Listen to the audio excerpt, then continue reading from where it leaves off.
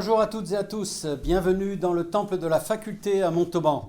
Aujourd'hui c'est jour de fête parce que nous rencontrons le Seigneur. Nous sommes là ensemble ce matin pour prier, pour chanter, pour louer Dieu, pour nous approcher de lui avec toute humilité.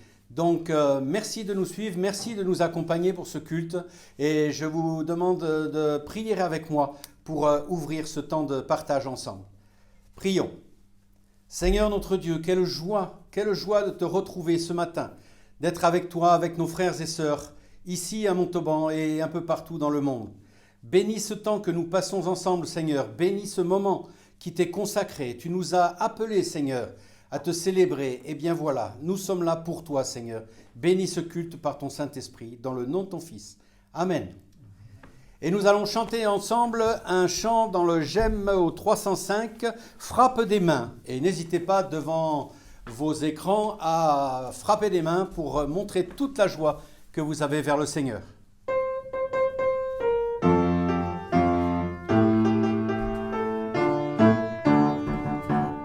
Frappe des mains et chante ta joie, dès le matin glorifie ton roi. Frappe des mains et chante ta joie, dès le matin glorifie ton roi. Car dans ton cœur il est entré, le roi de gloire pour y régner. Règne d'amour, règne de paix, louange à toi Jésus mon roi. Frappe des mains et chante ta joie, dès le matin glorifie ton roi. Frappe des mains et chante ta joie, dès le matin glorifie ton roi. Car dans ton cœur il est entré, le roi de gloire pour y régner. Règne d'amour, règne de paix, louange à toi Jésus mon roi. Il est écrit dans le livre de Marc, l'évangile de Marc, au chapitre 13, verset 28. « Instruisez-vous par une comparaison tirée du figuier. Dès que ses branches deviennent tendres et que les feuilles poussent, vous connaissez que l'été est proche. De même, quand vous verrez toutes ces choses arriver, sachez que le Fils de l'homme est proche, à la porte. Je vous le dis en vérité, cette génération ne passera point que tout cela n'arrive. Le ciel et la terre passeront, mais mes paroles ne passeront pas. Pour ce qui est du jour ou de l'heure, personne ne le sait, ni les anges dans le ciel, ni le Fils, mais le Père seul. Prenez garde, veillez et priez, car vous ne savez pas quand ce temps viendra. Il en sera comme d'un homme qui, partant pour un voyage, laisse sa maison, remet l'autorité à ses serviteurs et invite chacun à sa tâche, et ordonne au portier de veiller. Veillez donc, car vous ne savez quand le maître reviendra, ou le soir, ou au milieu de la nuit, ou au chant du coq, ni le matin. Craignez qu'il ne vous trouve endormis à son arrivée soudaine. Ce que je vous dis, je le dis à tous, veillez. Chantons ensemble le 354 du J'aime l'Éternel, mon seul abri c'est toi.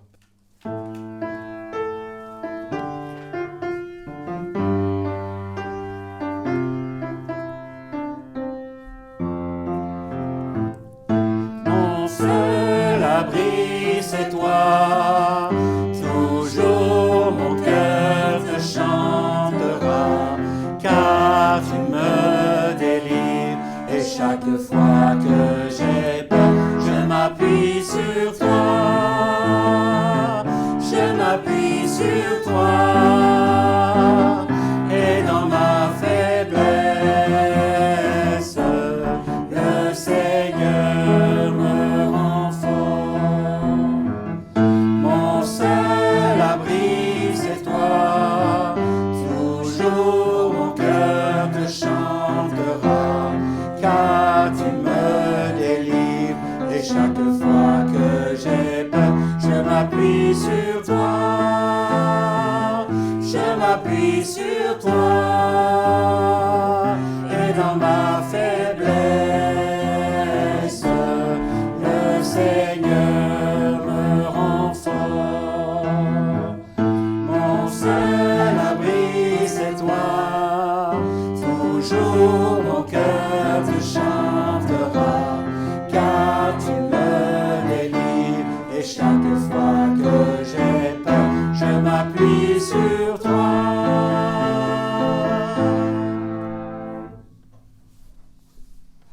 Nous allons prier pour louer le Seigneur.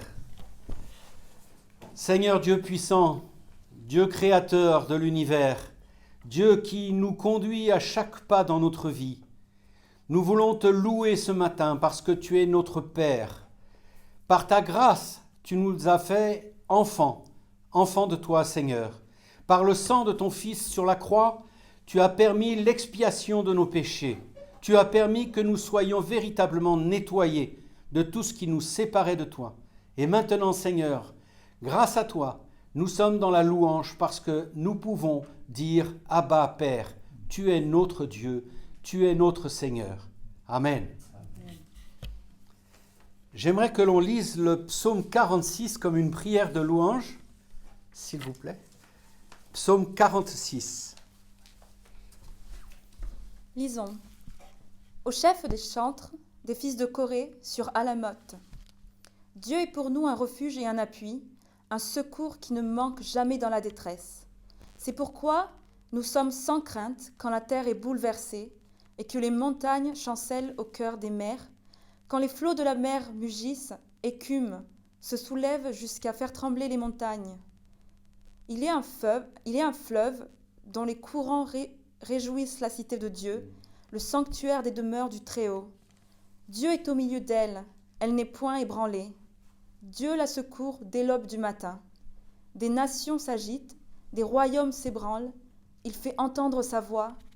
La terre se fend d'épouvante. L'Éternel des armées est avec nous.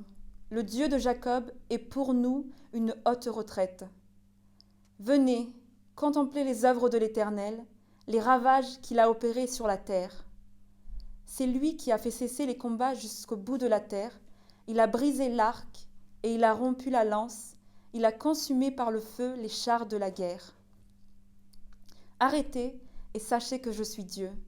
Je domine sur les nations, je domine sur la terre. L'Éternel des armées est avec nous.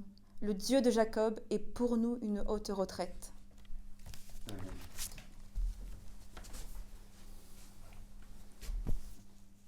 Le Seigneur nous dit dans ce temps de complications, d'épidémies, de violences et de toutes sortes de choses, il nous dit « Arrêtez et sachez que je suis Dieu ».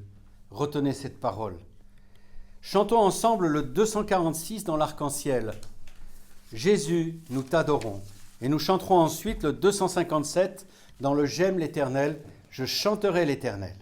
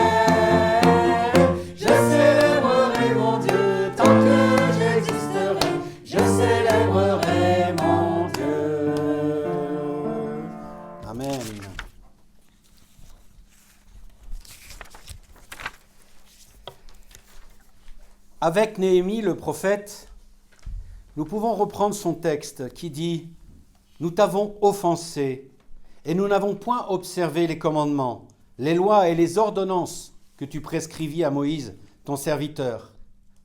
Souviens-toi, Seigneur, de cette parole que tu donnas ordre à Moïse, ton serviteur, de prononcer. Lorsque vous pécherez, je vous disperserai parmi les peuples. Mais si vous revenez à moi, si vous observez mes commandements et les mettez en pratique, alors, quand vous serez exilés à l'extrémité du ciel, de là, je vous rassemblerai et je vous ramènerai dans le lieu que j'ai choisi pour y faire résider mon nom. Ils sont tes serviteurs et ton peuple que tu as racheté par ta grande puissance, par ta main forte. Ah Seigneur, que ton oreille soit attentive à la prière de ton serviteur et à la prière de tes serviteurs qui veulent craindre ton nom. Donne aujourd'hui du succès à ton serviteur et fais-lui trouver grâce devant cet homme. Amen. Chantons ensemble le 245 du J'aime l'Éternel. Nous chanterons le premier couplet de Tu peux naître de nouveau.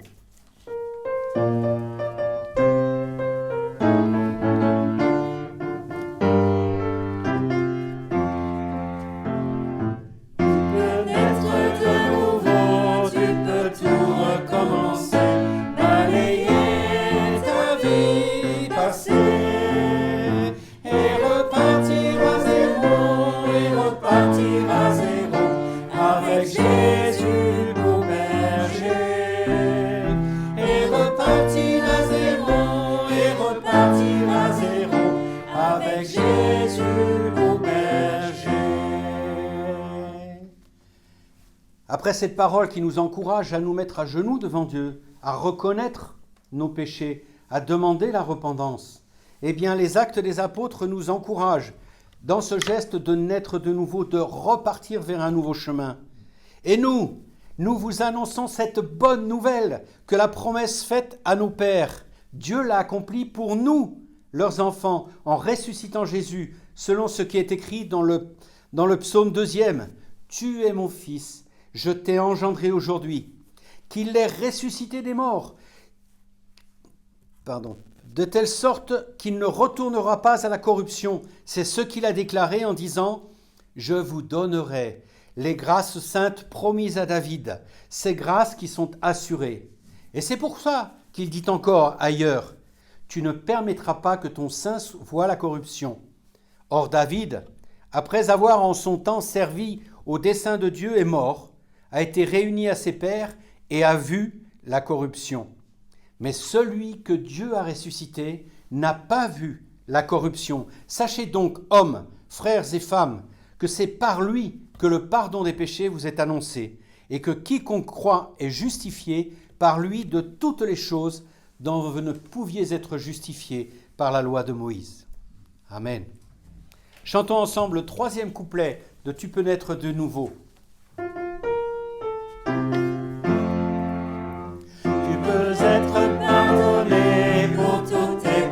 Passé, car Jésus a tout donné. Tu peux recevoir la paix, tu peux recevoir la paix, source de la liberté. Et recevoir la paix, tu peux recevoir la paix, source de la liberté. Amen. Nous resterons debout. Le temps de confesser notre foi, je tirais ce texte dans la confession de foi, dite de l'Oratoire, c'est à Paris. Ensemble, que croyons-nous ? Je crois en Dieu, le Père Tout-Puissant, Créateur des cieux et de la terre. L'Éternel règne, il est esprit, il est amour. L'amour de Dieu envers nous s'est révélé en ceci. Alors que nous étions encore pécheurs, Christ est mort pour nous. Je crois en Jésus-Christ, notre Seigneur. Il est venu chercher et sauver ceux qui étaient perdus. Il est le chemin, la vérité et la vie, le même hier, aujourd'hui, éternellement. À ceux-ci, tous reconnaîtront que nous sommes ses disciples, si nous avons de l'amour les uns pour les autres. Je crois au Saint-Esprit, qui rend témoignage à notre esprit que nous sommes enfants de Dieu. Nous avons été baptisés en un seul esprit pour former un seul corps. Je crois au royaume de Dieu, à l'amour plus fort que la mort. Je crois à la vie éternelle. Seigneur, augmente-nous la foi. Amen. Ensemble, nous pouvons chanter dans le J'aime l'Éternel au chant 75, « Je ne sais pourquoi ».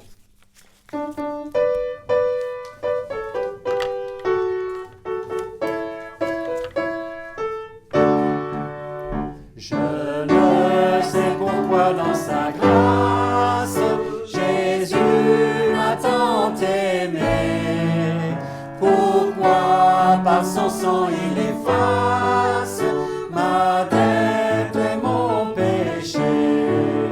Mais je sais qu'en lui j'ai la vie, il m'a sauvé dans son amour et gardé par sa main meurtrie. J'attends l'heure de son retour. Je ne sais pourquoi la mesure de pain et de douleur que pour moi faible créature réserve mon sauveur. Mais je sais qu'en lui j'ai la vie, il m'a sauvé dans son amour et gardé par sa main meurtrie. J'attends l'heure de son retour. Amen. Habituellement, c'est le temps de la collecte. Bien sûr, quand on est loin à distance derrière un écran, c'est difficile. Mais pourtant, les moyens modernes permettent aussi d'envoyer un virement, un petit règlement.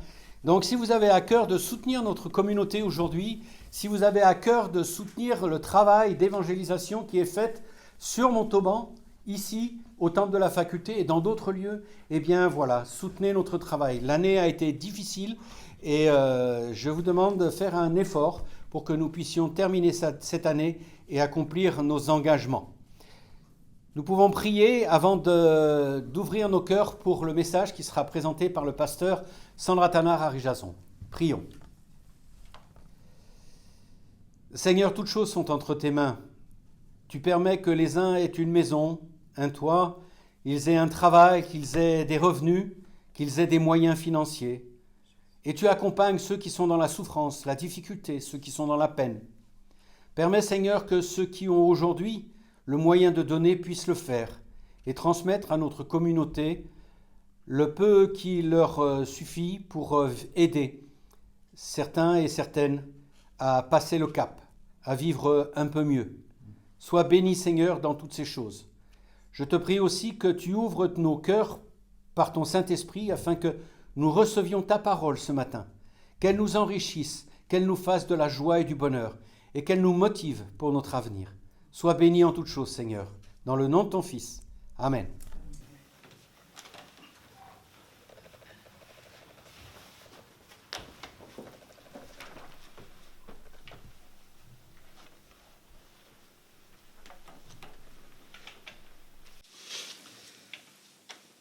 Voilà, je vous salue tous dans le nom de notre Seigneur Jésus-Christ qui nous a aimés et qui s'est donné lui-même pour nos péchés, pour accomplir l'œuvre du salut.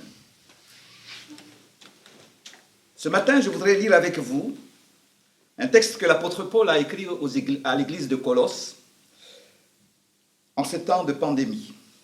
Je lis ceci dans le chapitre 4 et les versets 2 à 6. Persévérez dans la prière. Veillez-y avec action de grâce. Priez en même temps pour nous, afin que Dieu ouvre une porte pour la parole, en sorte que je puisse annoncer le mystère de Christ pour lequel je suis dans les chaînes, et le faire connaître comme je dois en parler. Conduisez-vous avec sagesse envers ceux du dehors, et rachetez le temps, que votre parole soit toujours accompagnée de grâce, assaisonnée de sel, afin que vous sachiez comment il faut répondre à chacun. Amen. Amen. Seigneur, que ton esprit nous dirige et nous conduise. Amen. Comme je l'ai dit tout à l'heure, donc, c'est l'apôtre Paul s'adresse à l'église de Colosse, mais comme c'est une lettre chrétienne, ça s'adresse aussi à nous, aujourd'hui, par extension. Aujourd'hui, nous sommes dans une situation très difficile puisque nous sommes en train d'être traversés par une pandémie. Et souvent, nous entendons nos contemporains essayer de décrire ce que nous sommes en train de vivre mondialement. Alors, les indices ont dit que c'est du jamais vu, sans précédent, et que ça évolue très très rapidement. D'autres disent que le monde est en guerre et que le coronavirus est l'ennemi numéro 1 de l'humanité. Quelqu'un a même dit, c'est comme la fin du monde. Vous savez, ceux qui ont une foi vivante en Dieu sont grandement avantagés dans cette crise. J'ai dit bien une foi vivante. Mais si Dieu nous bénit, c'est pour que nous bénissions notre prochain. Et le but justement de cette méditation, si vous voulez, cette exhortation aujourd'hui, c'est de répondre à la question, comment pouvons-nous bénir notre prochain en ces temps troublés? Dans notre texte de ce matin, il est écrit « Conduisez-vous avec sagesse envers ceux du dehors ». Il y a donc ceux du dedans, ceux qui sont dans l'Église, c'est-à-dire qui appartiennent au peuple de Dieu, peuple sauvé et béni éternellement, qui possède une solide espérance. Et puis, il y a ceux du dehors, ceux qui ne font pas partie de l'Église. La Bible dit qu'ils sont sans espérance et sans Dieu.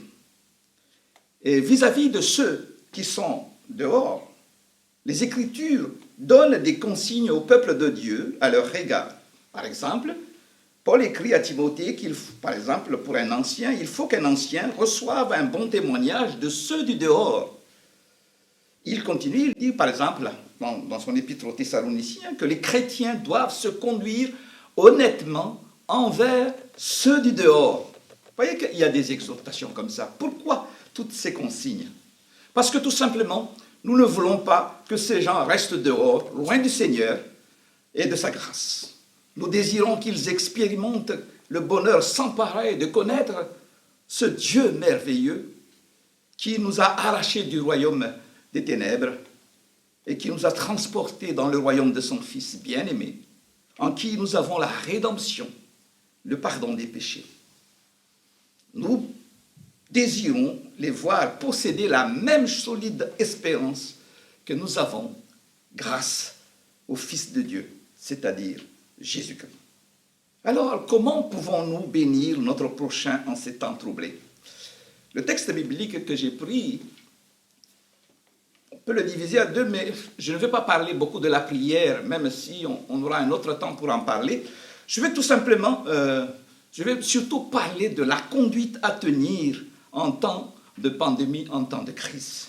Mais nous avons cela dans le verset, les premiers versets que j'ai lus, dit « Persévérez dans la prière et veillez-y avec action de grâce. » Vous savez, frères et sœurs, le Fils de Dieu, notre merveilleux Sauveur, avait enseigné qu'il faut toujours prier et ne pas se lasser. L'apôtre Paul dit persévérer dans la prière aux Romains, c'est pour dire qu'il ne faut jamais se lâcher, car c'est vital. La Bible le dit, prier sans cesse, persévérer dans la prière, c'est la consigne pour tous les chrétiens en tout temps. Et c'est très important. Et combien c'est une consigne encore plus capitale en ces temps que nous traversons. Au milieu de cette crise mondiale, nous pouvons nous sentir si petits et si insignifiants, impuissants. Pourtant, il y a quelque chose que nous pouvons faire. Nous pouvons prier notre Père, qui est aux cieux, le prier d'envoyer un esprit de repentance dans le monde, le prier de pardonner les péchés, le prier de nous faire miséricorde, le prier pour les autorités qui dirigent les pays et les villes pour qu'elles aient de la sagesse et de l'intelligence quand ils prennent qu'ils prennent de bonnes décisions. Le prier pour le personnel médical qui soigne les malades avec tous les risques que cela comporte. Le prier pour la guérison des personnes infectées. Le prier pour la protection des personnes plus à risque, le prier de nous protéger et de nous garder, lui demander de venir bientôt et de faire descendre de nouvelles créations dans laquelle, nous dit la parole de Dieu, il n'y aura ni mort, ni deuil, ni douleur. Et l'apôtre Paul donc continue, et il continue les exhortations, les instructions au sujet de la prière, mais je vais laisser ça pour un autre temps. Je vais arriver maintenant au verset 5 qui dit « Conduisez-vous avec sagesse envers ceux du dehors. » Frères et sœurs, le Seigneur, qui est un homme sage, nous l'avons vu dans les évangiles, comment il s'est comporté, nous appelle à refléter sa sagesse. Se conduire avec sagesse signifie se conduire en suivant le Christ. Celui-là même qui est l'être humain par excellence, l'être parfait et humain par excellence. Nous devons l'implorer souvent pour nous aider à nous conduire en toute sagesse et intelligence spirituelle, nous dit l'apôtre Paul un peu plus tôt dans le chapitre 1 de cet épisode aux Colossiens. En toute sagesse et intelligence spirituelle. La Bible dit, si quelqu'un d'entre vous manque de sagesse, qu'il la demande à Dieu, qui donne à tous libéralement et sans faire de reproche, et elle lui sera donnée. Frères et sœurs, sachons que la réputation de l'Évangile dépend en partie de la conduite sage de ceux qui portent cet Évangile, c'est-à-dire nous qui portons le nom de chrétiens. Les gens ne lisent pas la Bible souvent, mais ils nous lisent, nous. Nos vies sont en quelque sorte leur Bible, c'est-à-dire qu'ils voient comment nous parlons, comment nous nous conduisons et comment nous réagissons aux menaces mondiales actuelles. Nos vies sont-elles plus attrayantes pour eux? Ou bien nos vies les convainquent-elles de rester dans les ténèbres où ils se trouvent? Tout en nous, ce que nous sommes et ce que nous faisons, ce que nous disons, doit constituer un appel aux gens du dehors, les pressant de rentrer dans la bergerie du Seigneur. Vous savez, frères et sœurs, le meilleur témoignage que nous puissions rendre envers ceux du dehors, c'est celui d'une vie chrétienne joyeuse et pleine d'espérance, reflétant le caractère de Jésus-Christ, parce que la vie du chrétien, en fait, c'est une fenêtre par laquelle les autres peuvent voir Jésus. Par exemple, je peux donner un exemple. Le danger dont tout le monde parle actuellement, comment l'abordons-nous? Sommes-nous des semeurs d'espérance ou bien des semeurs de peur? Je ne sais pas si vous vous souvenez de l'histoire des enfants d'Israël dans le désert. Lorsque le peuple d'Israël est arrivé à l'entrée de la terre promise, ils ont envoyé 12 hommes pour explorer le pays. Et 10 d'entre eux sont revenus en disant, si vous voulez, en d'autres mots, il ne faut pas entrer là. Il y a des géants dans ce pays. Ils ont des villes grandes et fortifiées jusqu'au ciel. Et le Seigneur nous a amenés ici parce qu'il nous déteste. Le Seigneur qui les avait accompagnés dans toute leur pérégrination. Il dit, le Seigneur nous a amenés ici parce qu'il nous déteste. Vous trouverez cette histoire dans Deutéronome chapitre 1er, à partir du verset 26. C'était des semeurs de peur. Par contre, les 2 autres hommes qui ont exploré avec eux le pays ont dit, ne vous épouvantez pas et ne les craignez pas. L'Éternel, votre Dieu, qui marche devant vous, combattra lui-même pour vous. Eux, c'étaient des semeurs d'espérance qui se confiaient en Dieu. Frères et sœurs, sommes-nous des semeurs d'espérance ou des semeurs de peur? Les semeurs d'espérance stimulent la foi en Dieu et les semeurs de peur encouragent l'incrédulité. Et l'apôtre Paul écrit ceci aux chrétiens de Corinthe, c'est-à-dire à nous aussi. Ne soyez pas une pierre d'achoppement, ni pour les Grecs, ni pour les Juifs, ni pour l'Église de Dieu. Ni pour l'Église de Dieu. Frères et sœurs, exhortons-nous mutuellement à faire confiance au Seigneur et non pas à douter ni à craindre, surtout en ces temps très difficiles. Et puis l'apôtre Paul continue dans ce même verset 5, racheter le temps. Qu'est-ce que cela veut dire? Cela veut dire que notre Dieu nous appelle à chercher toutes les occasions et tous les moyens d'être une bénédiction pour les autres. Que Dieu nous donne la grâce d'avoir une bonne gérance chrétienne de notre temps, frères et sœurs, en ce temps de pandémie, de confinement. Je comprends que ce n'est pas toujours évident, mais particulièrement dans une période comme la nôtre, où on nous demande de rester chacun chez soi. L'apôtre Paul écrit ceci à titre, il dit à titre de rappeler aux chrétiens d'être prêts à toute œuvre bonne. Être prêt à toute œuvre bonne. Dans le contexte actuel particulier du grand bouleversement que nous connaissons, quelles œuvres bonnes le Seigneur nous appelle-t-il à faire pour semer espérance et réconfort autour de nous? Vous savez, c'est une bonne question à réfléchir personnellement et en famille. Pour utiliser les mots d'Ecclésiaste chapitre 3, le verset 5, nous sommes dans un temps où il faut s'éloigner de l'étreinte. Le gouvernement nous commande de pratiquer la distanciation sociale et il faut le faire. Et c'est très important. En famille, nous réfléchissons à la question, dans un tel contexte de grand bouleversement, quelle œuvre bonne le Seigneur nous appelle-t-il à faire pour semer espérance et réconfort autour de nous? Et puis, l'apôtre Paul continue dans ces mêmes versets, que votre parole soit toujours accompagnée de grâce, assaisonnée de sel, afin que vous sachiez comment vous deviez répondre à chacun.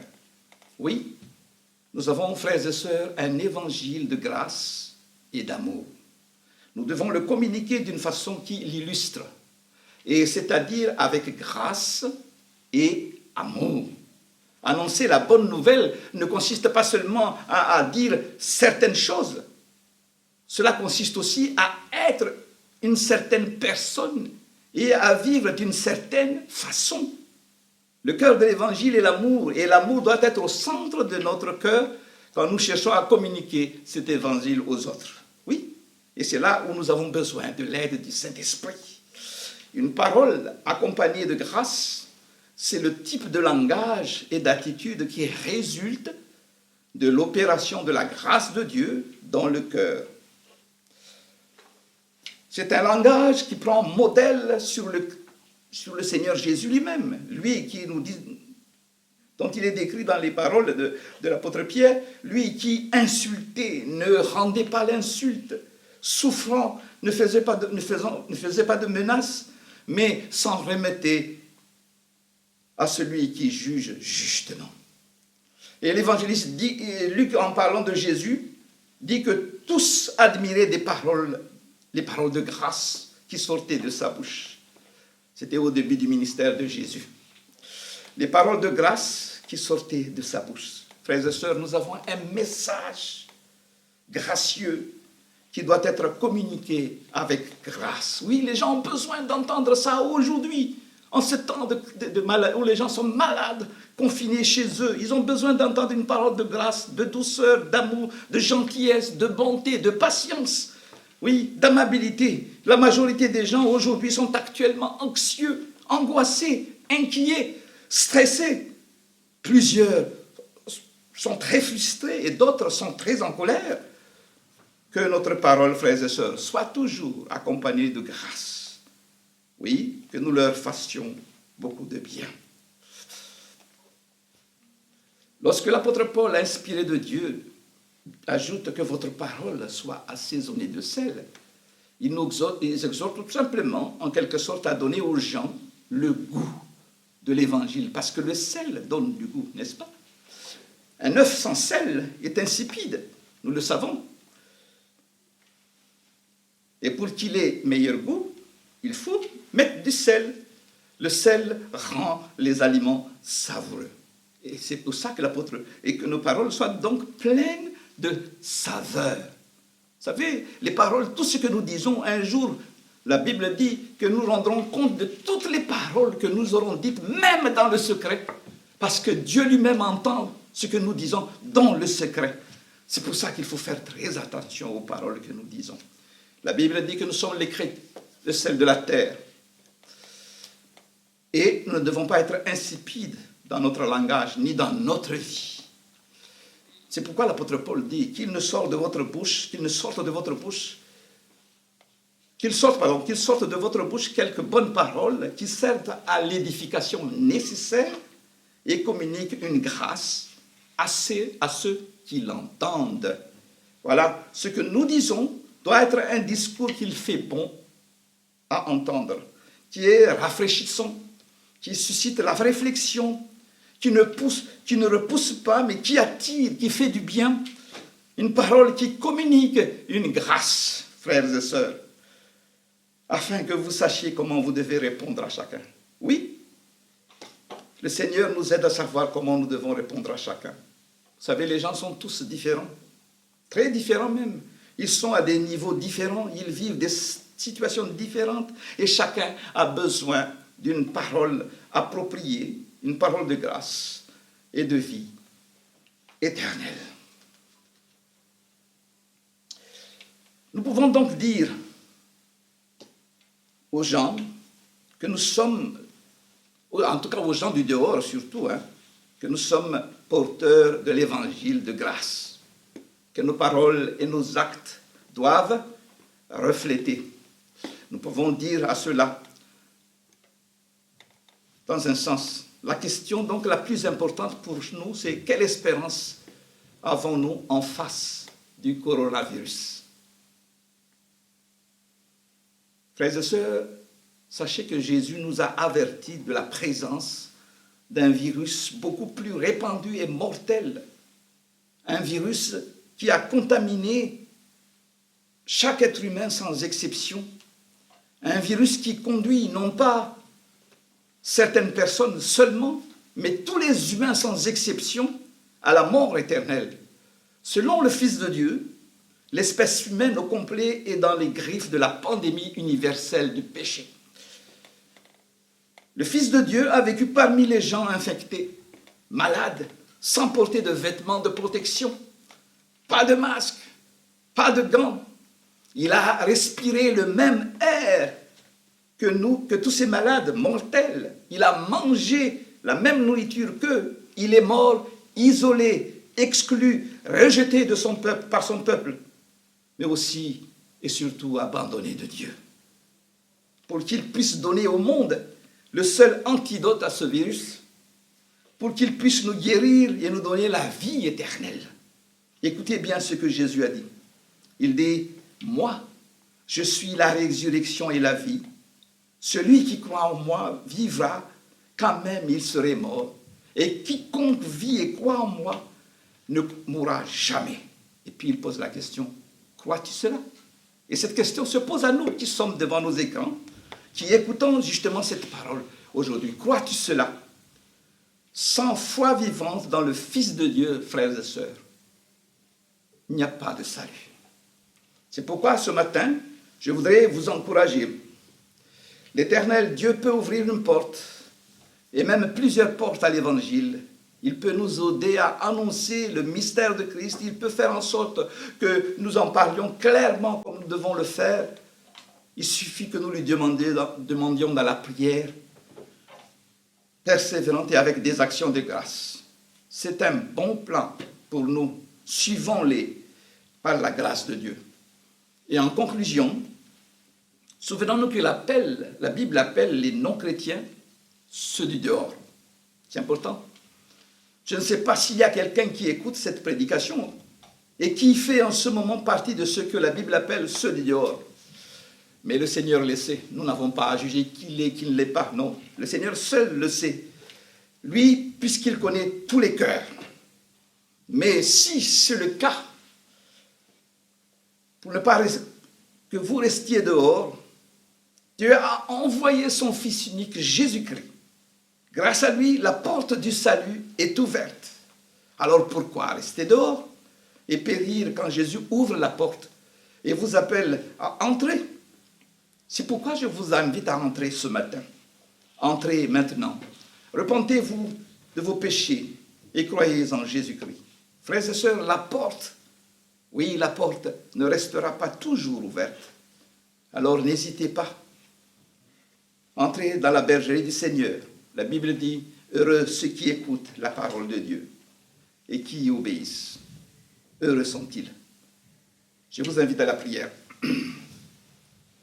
Dieu notre Père, merci pour ta parole que nous entendons ce matin. Merci parce que c'est vrai, nous sommes dans une situation très difficile à vivre aujourd'hui. Nous avons un ennemi invisible dont nous ne savons pas comment il agit. Nous sommes impuissants devant cela et c'est pourquoi nous crions à toi parce que nous savons que toi, tu règnes. Ta parole nous dit que Dieu règne. Et parce que tu règnes, tu sais comment protéger les tiens. C'est pourquoi ce matin, nous voulons encore te dire, viens dans notre cœur. Permets que nous puissions nous remettre entre tes mains. Et ceux qui te cherchent, qui veulent vraiment entrer dans ta bergerie, Seigneur notre Dieu, merci de les accueillir. Merci de leur faire comprendre que tu les as aimés avant même qu'ils puissent se tourner vers toi, parce que tu l'as dit. Seigneur, ouvre tes bras d'amour. Reçois, Seigneur, ceux qui te cherchent. Et merci de les accueillir.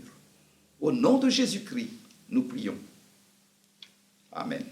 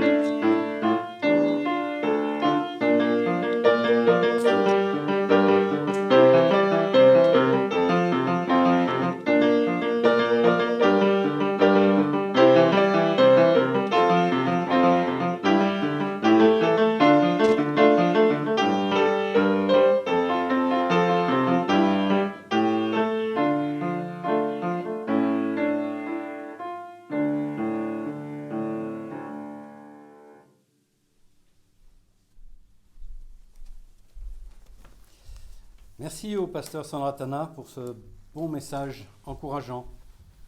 Nous allons prier et intercéder pour ceux et celles qui sont dans le besoin aujourd'hui. Prions ensemble.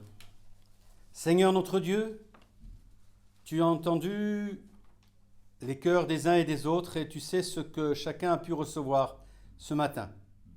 Merci pour ce message, Seigneur, qui nous encourage à être vraiment un exemple pour toi, pour que ceux du dehors, Seigneur, soient touchés par ta grâce, touchés par ton message et rejoignent la bergerie, comme a dit le pasteur. Seigneur, je veux te prier pour eux particulièrement ce matin afin que ton Saint-Esprit les touche et leur donne de faire ce geste qui les ramènera à toi, Seigneur, pour la vie éternelle. Je veux te prier aussi, Seigneur, pour nos autorités, bien malmenées en ces temps de pandémie et de grandes difficultés. Que tu leur donnes vraiment la sagesse de ton Saint-Esprit, que tu leur donnes de prendre les décisions qui seront bonnes pour le peuple, pour tout le peuple.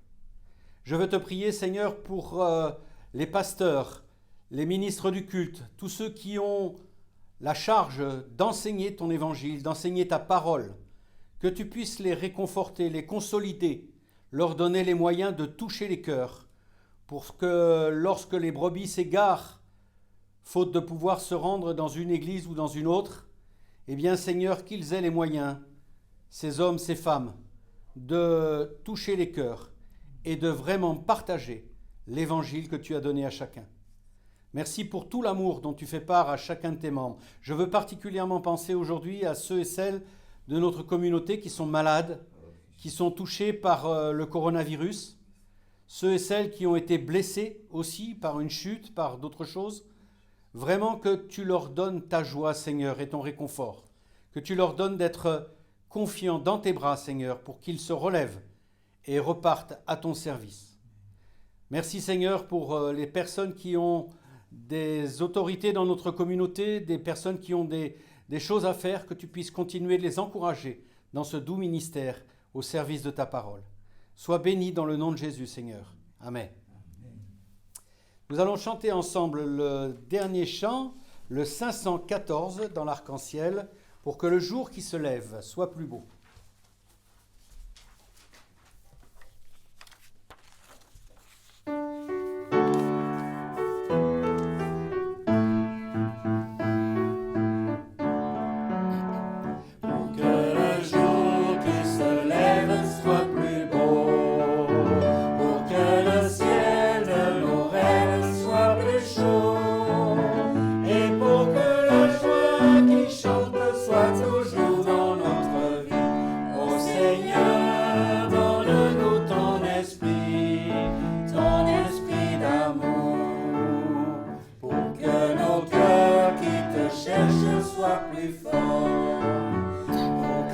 la paix soit au creux de nos efforts, et pour que nos voix te chantent le merci de chaque jour.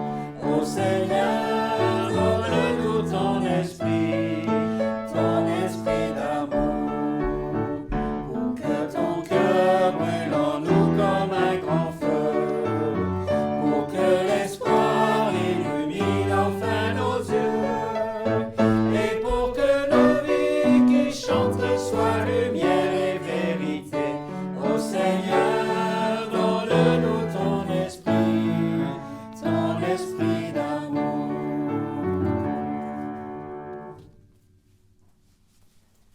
Chers amis, chers frères et sœurs, là où vous êtes, peut-être à Montauban, peut-être ailleurs, au Canada, en Espagne, en Italie, qui sait où vous serez, je vais prier pour vous envoyer la bénédiction du Seigneur. Notre Père, notre Seigneur, toi qui donnes ton amour à tous tes enfants, mais qui le donnes aussi bien au-delà à ceux du dehors, je te prie, Seigneur, que tu bénisses les uns et les autres, que tu aides tes serviteurs à porter cette bénédiction et annoncer au monde la grande et bonne nouvelle du salut offert à tous par ton Fils Jésus-Christ. Bénis-nous, Seigneur, dans le nom de ton Fils. Amen. Merci à toutes et à tous. Merci pour ce temps passé ensemble. Je veux remercier ceux et celles qui nous ont accompagnés. Voilà, pour ce temps de chant, de partage, pour le pasteur, pour le piano. Merci aussi à Myriam pour son accompagnement technique. Voilà, on se retrouvera dimanche prochain pour une autre expérience avec le culte du Temple de la Faculté à Montauban. Soyez bénis.